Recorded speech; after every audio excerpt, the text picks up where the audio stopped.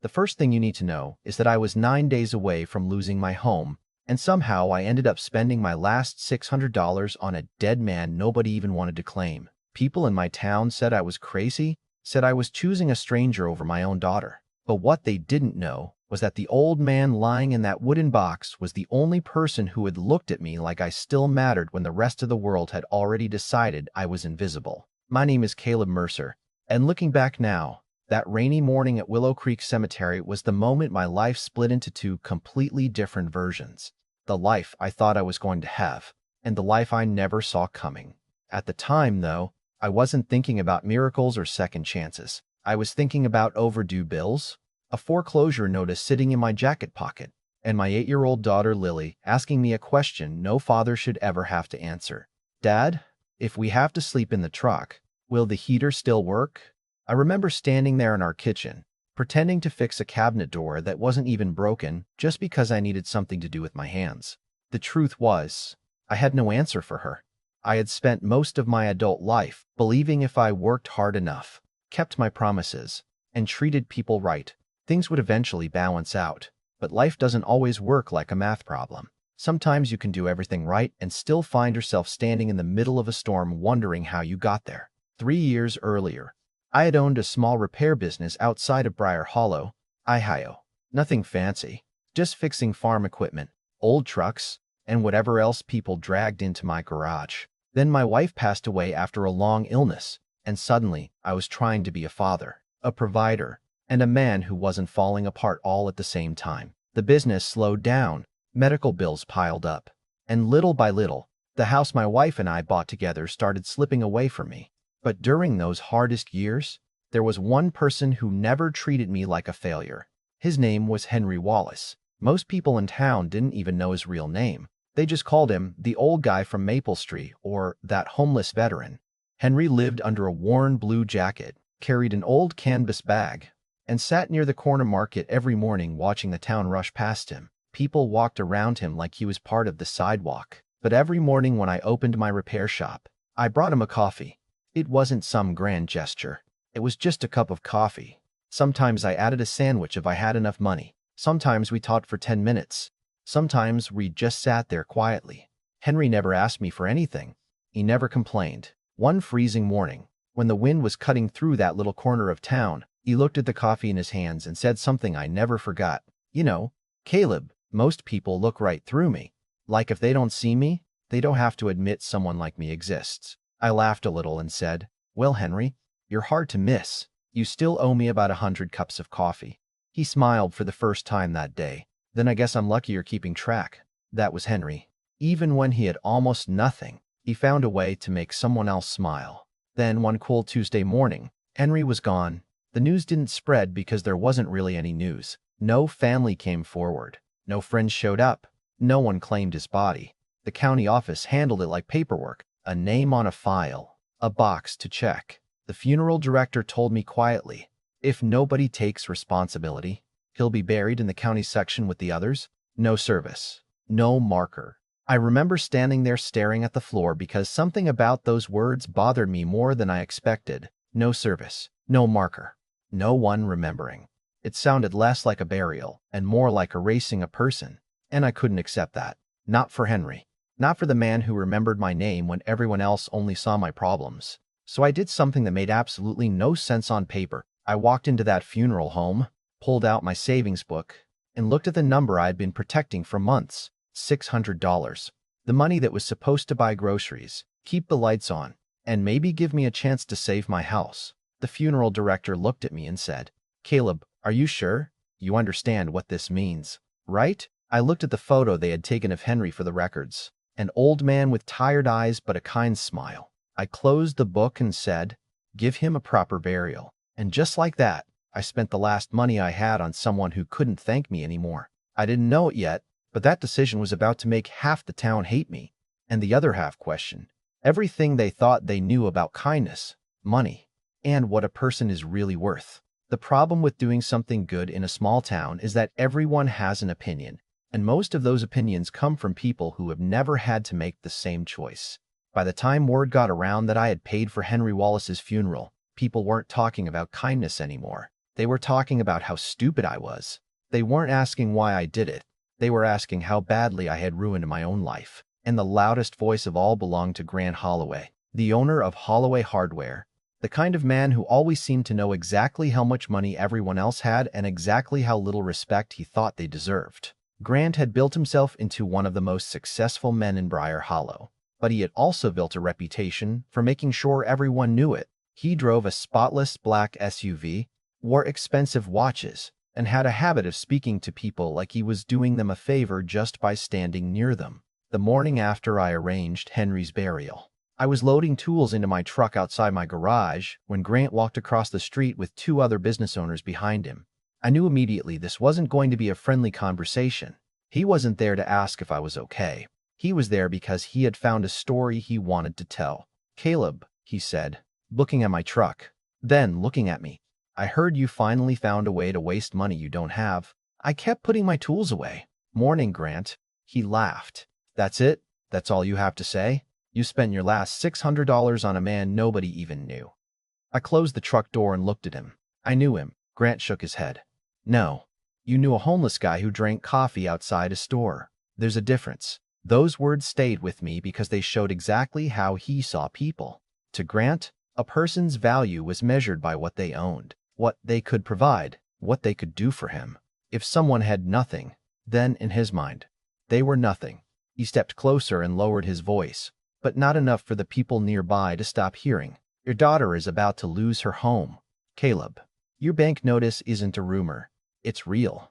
But somehow you decided a dead stranger deserved a funeral more than your own kid deserved security." That one hurt because it was the exact fear I had been carrying every night. I wasn't angry because he was completely wrong. I was angry because he had taken the thing I was already ashamed of and used it like a weapon. Before I could answer, Grant smiled and said, "You know what your problem is? You think being a good person means the world owes you something back." I looked him straight in the eye. "No, I think being a good person means you do the right thing even when nobody owes you anything." For a second, nobody said a word. Then Grant laughed. Not a normal laugh. The kind of laugh people use when they want everyone around them to know they think they won. "We'll see how far that gets you. Friday morning, the bank takes your house. Maybe then you'll understand that feelings don't pay bills." He walked away, and the people watching slowly went back to their lives. But the truth was, his words followed me home.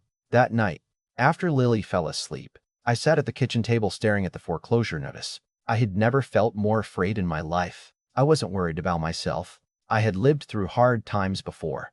I was worried about her. Kids don't understand financial problems. They don't understand interest rates, missed payments, or legal notices. They only understand whether their parent can make them feel safe. And that night, I wasn't sure I could. The next morning was Henry's burial. Rain had been falling since sunrise, the kind of cold, steady rain that made the whole town look gray. Willow Creek Cemetery sat on a hill outside town, and by the time we arrived, the ground was soaked and muddy. Lily held my hand as we walked toward the grave. She wore her oldest shoes because I hadn't been able to replace them. They were already wet within minutes. She looked up at me and whispered, "Is anyone coming?" I looked around. There were only a few people standing across the road. Some were curious.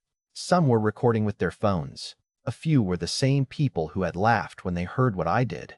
"No, sweetheart," I said quietly, "but we're here, and that was enough. Or at least, I wanted it to be enough." I stood beside Henry's coffin while the rain soaked through my jacket. The funeral director said a few respectful words, but I barely heard them. I was thinking about all the mornings Henry and I sat outside that market, about how a man who owned nothing had somehow given me something nobody else in town had given me, a reason to believe I wasn't completely alone. Then my phone buzzed. I almost ignored it, but something made me answer. It was the bank. The conversation lasted less than a minute. They had processed the final notice. My account had been emptied for fees and missed payments. The money I thought might buy me time was gone. There was no extension, no miracle, no last-minute deal. I hung up and stood there holding my phone while rainwater ran down my face. I remember looking at Henry's grave and thinking, what did I do?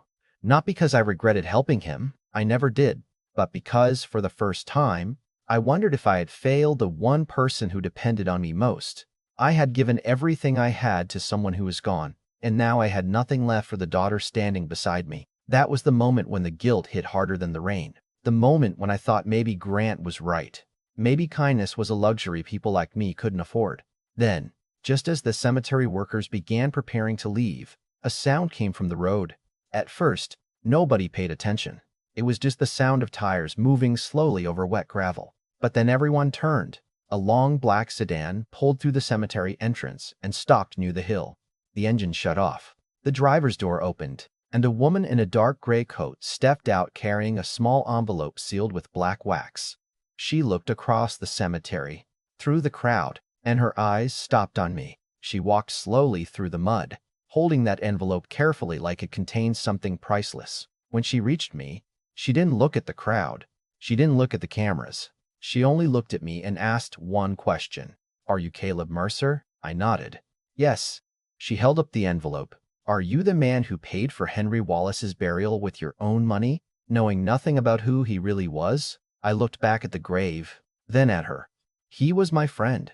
The woman stared at me for a long moment, and then she said words that changed everything. "Then it's time he finally met Henry Wallace." The woman stood there in the rain holding that envelope, and for a few seconds, I honestly thought I had misunderstood her, because nothing about that moment made sense. The man everyone in town called a nobody, the man people stepped around like he was part of the scenery, was apparently someone whose name carried more weight than anyone realized. She looked at me and said, "Caleb, before you open this, there is something you need to understand about Henry Whitmore. He did not want someone to love him because of what he owned. He wanted to know if someone would love him when he had nothing to offer." I looked back at the grave, and all I could think about was that first morning I met him. I remembered seeing him sitting outside the old grocery store, his hands shaking from the cold, watching people walk by without ever stopping. I remembered how I almost walked past him too.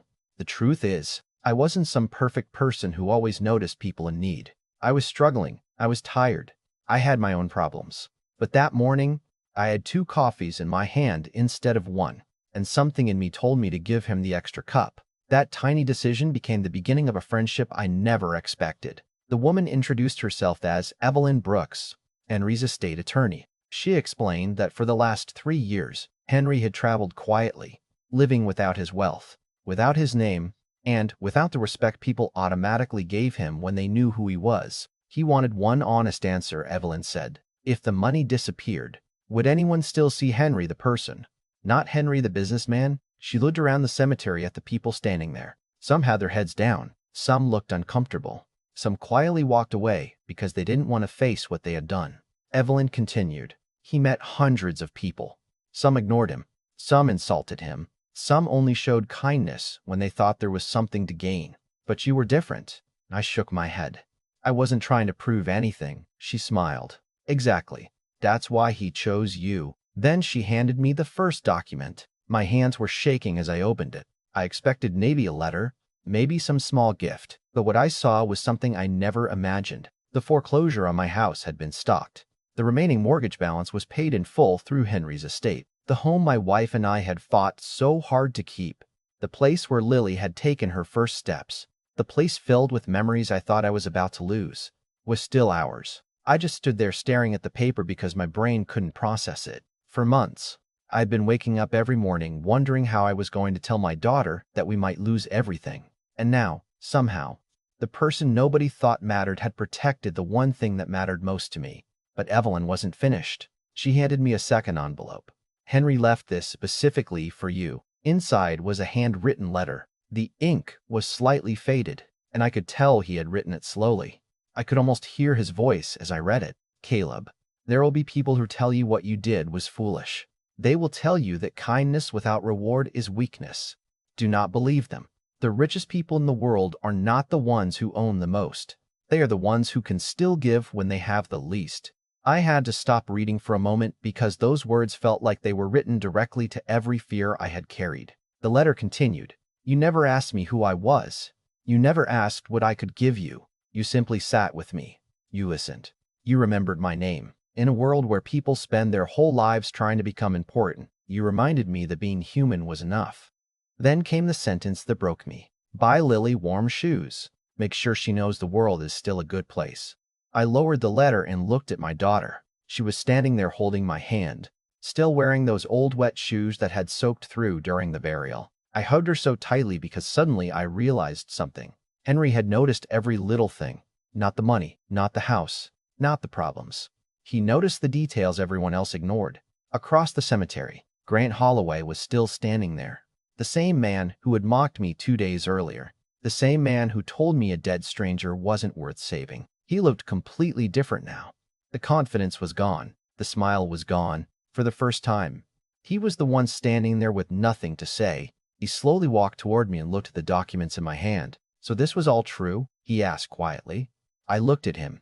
A part of me wanted to say something cruel. I wanted him to feel embarrassed the way he had embarrassed me. I wanted him to understand what it felt like to be judged. But then I thought about Henry. Henry, who had every reason to hate the people who ignored him, yet chose forgiveness instead. So I simply said, Henry wasn't looking for revenge. Grant, he was looking for kindness. That answer seemed to hit him harder than any insult could have. Over the following weeks, the entire town changed.